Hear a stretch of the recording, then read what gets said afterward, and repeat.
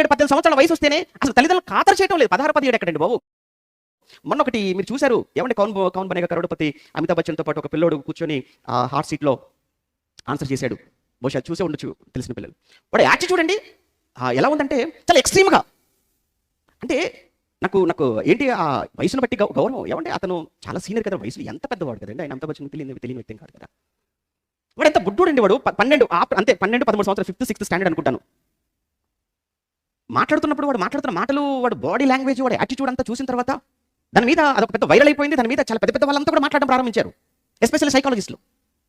ఏంటంటే వాడు యాటిట్యూడ్ అసలు బాగోలేదు. మరి షో స్టార్ట్ చేసుకుందామా అడగమంటావా అన్నప్పుడు ఈ షోకి సంబంధించిన కండిషన్ నాకేం చెప్పక నాకు తెలుసు. అలానే మాట్లాడాడు వాడు. ప్రశ్నకు మధ్య కొన్ని మాటలు మాట్లాడుతుంటే ఈ సుత్తం తాపు డైరెక్ట్ పాయింట్కి రా. వాడు మాట్లాడుతున్న మాటలండి ఆయనతో లైవ్లో వెళ్ళిపోతుంది.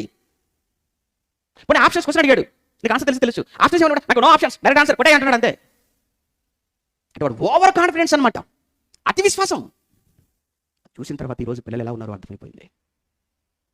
లేదు, యేసుప్రభు ఎక్కడంటే యేసుప్రభుతో ఏ విషయంలో నండే సరిపోతారు. 30 సంవత్సరాల వయసు వచ్చినంత వరకు మర్చిపోకండి. 30 సంవత్సరాల వయసు వచ్చినంత వరకు పిల్లలు తల్లిదండ్రులకు లోబడాలా. ఇక్కడ యేసుప్రభు చూస్తుంటే ఆయన లోబడ్డాడు. ఆ మాట చదువుతారా మరలా ఒకసారి.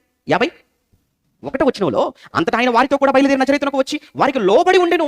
ఆయన తల్లి ఈ సంగతులన్నిటినీ తన హృదయంలో భద్రం చేసుకొనెను. యేసు జ్ఞానమందును వయసునందును దేవుని దయ్యందును మనుషుల దయ్యందును వర్ధిల్లుచుండెను.